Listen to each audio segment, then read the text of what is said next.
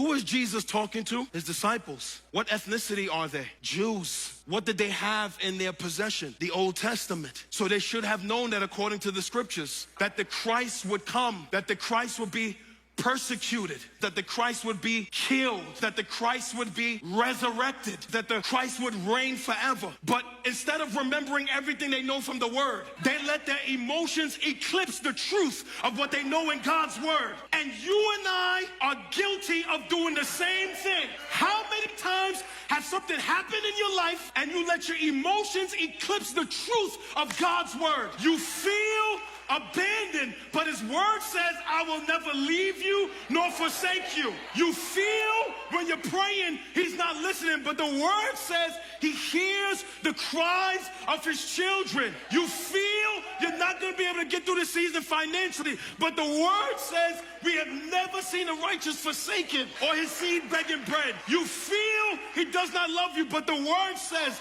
that while you was yet a sinner, Christ demonstrated His love by dying for you. You feel, but the Word says. You feel, but the Word says. You feel, but the Word says.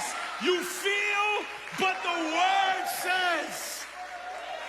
And while your emotions are real, and while your emotions are legitimate, we cannot allow our emotions to override the truth of God's Word. There must come a time in the middle of stress, frustration, hardship, depression, loss, where, man, we got this Word will be stronger than what we feel in our heart.